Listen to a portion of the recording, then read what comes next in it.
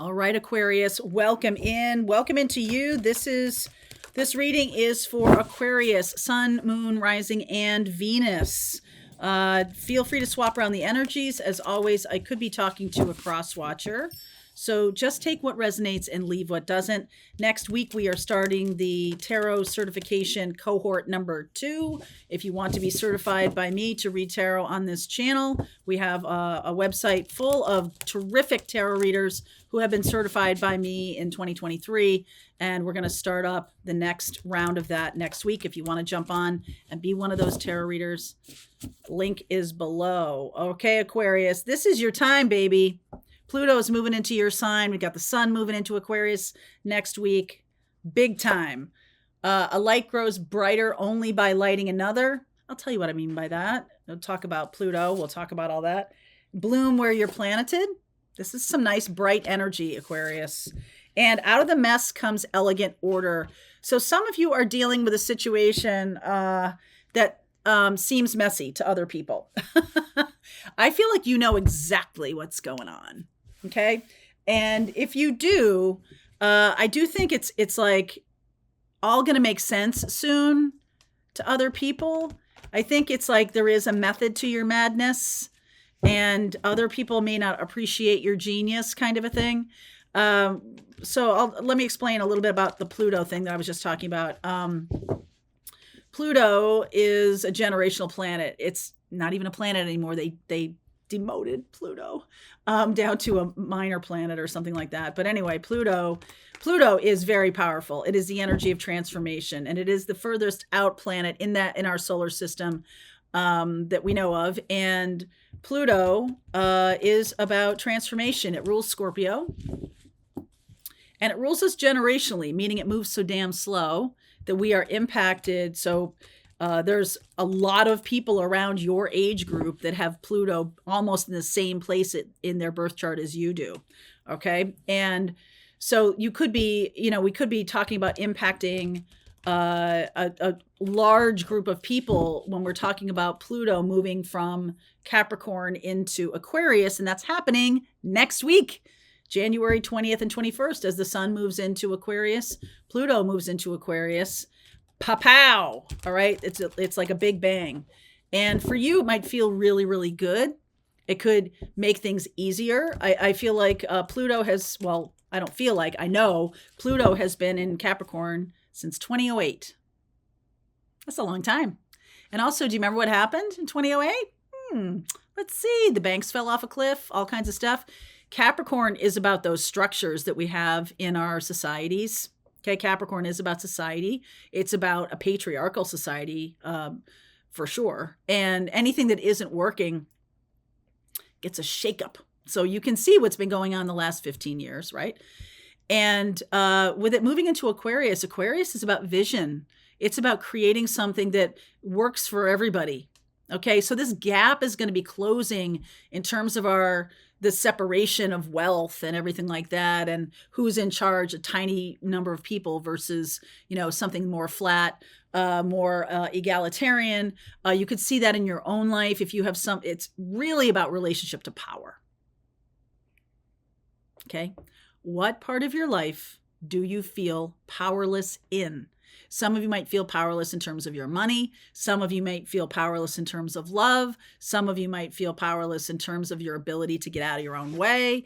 I'm going to say to you that whatever's been happening the last 15 years, especially if you've gotten your shit together, okay, in this last 15 years, or if you have a vision for getting your shit together, this is a perfect time. Okay. I feel like some of you are really stepping into your spiritual gifts. A light grows brighter only by lighting another. Bloom where you're planted. Very Aquarian. The light grows brighter is a very Aquarian ideal. This is a Capricorn ideal. Bloom where you're planted. So where you're planted is Earth, right? Earth, maybe. No, for sure. We have a new moon in Capricorn this week. It's the perfect time for you to plant the seeds for that visionary future. I feel like some of the lessons you've had, might not even make any sense to you. Okay. But you're going to be like, oh, I see how all of this makes sense now. I see why that person broke my heart back in 2005 or 2015, actually, 2015. I see why I wasn't able to stay with that career path. I see now. Okay. So you're getting that. Look at this. 7 of Swords, High Priestess. Wow. 3 cards in a row of secrets. 3 cards in a row of secrets. Then your card. Holy moly. And then the opposite of secrets, the truth. The cards that are underneath that I'm talking about now are the cards that are working subconsciously. I feel like some of you have a need to tell a lot of truth, okay, about what's been going on, particularly Knight of Wands, 3 of Swords. Some of you may be having third parties. I cannot get away from that with when we have the 7 of Swords here, especially with the 7 of Swords and the Moon. Some of you have been having a third party. It's been with somebody who might be a spiritual partner or somebody who's a very healing partner for you. Okay. And that's been going on under the surface. I feel like you tell the truth about moving forward with a person in a third party situation. Like it's not going to be a third party anymore. Okay. So some of you might have the aha or the clarity, like if you're dealing with a twin flame who's married and that is not happening anymore, like maybe you didn't know that. Maybe everything in the last 15 years was about building to a place where you could be partners now. Okay? So if you have been connecting with someone in secret, I feel like that comes out. But I feel like it comes from you. I feel like you have this desire starting with this new moon in Capricorn and into the beginning of Pluto in Aquarius. Now, this might be a very long-term kind of thing. Some of you could also be telling the truth about a secret passion. So it might not be another person, but it might be a secret passion, or telling the truth about your twin flame journey or whatever, telling the truth about something that you figured out. Okay. 10 of Pentacles. Wow.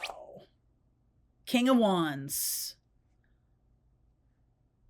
All right. This is about planting the seeds in the new moon in Capricorn happening on July. Listen to me. January 11th. Planting the seeds for what you want to see come from that intention. Okay. 3 of Cups, celebration. Within 3 months. King of Swords, there's your card. Page of Pentacles, 2 of Swords. This is an inside job. This is you being like, this is where I'm going. Like, aha, this is where I'm going. I get it now. 8 of Swords. Some of you might be very clear already, but now there's going to be some kind of conversation about it, or that you want to have. You want to have the conversation. Let's see. 8 of Swords, Wheel of Fortune, and the Queen of Pentacles. Okay, so some of you are tied to a physical person, a long-term commitment that you've had. Some of you are feeling like there's nothing you can do. Okay, this is like self-restriction. This is like, I see my future. I can't quite grasp it though. I see my future. I can't quite grasp it though. Could be dealing with a fire sign. Sag, Cancer.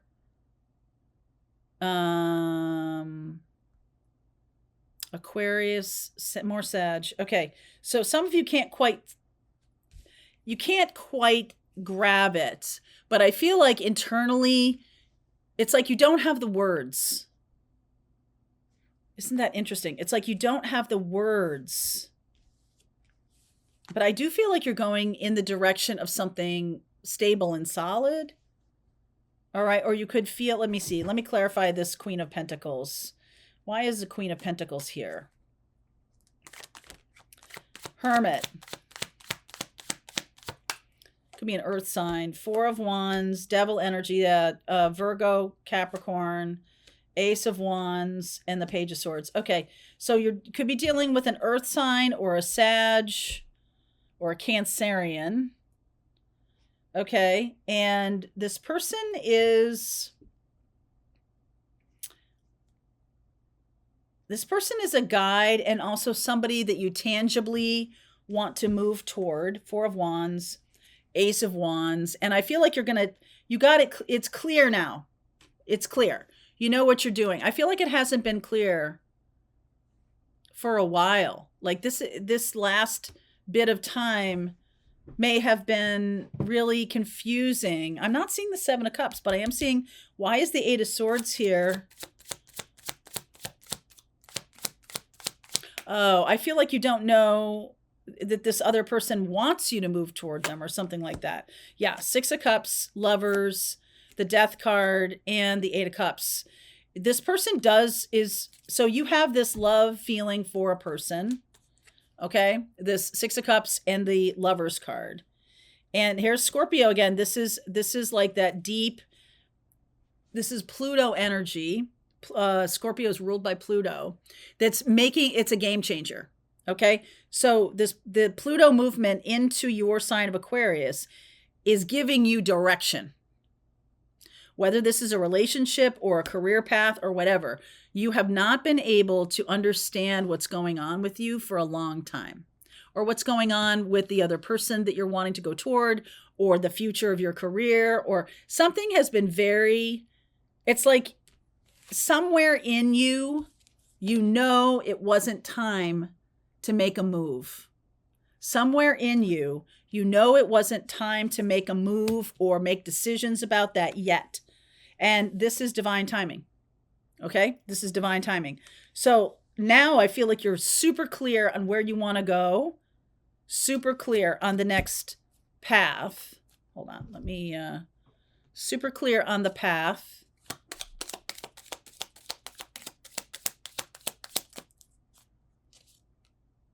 Oh, on the next full moon. Okay, so this new moon, the new moon is in Capricorn. I feel like the next full moon is Leo. I'm going to go find my book and I'm going to give you more information about the next full moon. The next full moon is at the end of January 25th and 26th. I feel like whatever starts showing up right now, whatever you do, the January 11th new moon, it's time for you to anchor your intentions. If you're not sure about a person, you're anchoring your intentions about bringing love into your life, bringing abundance into your life.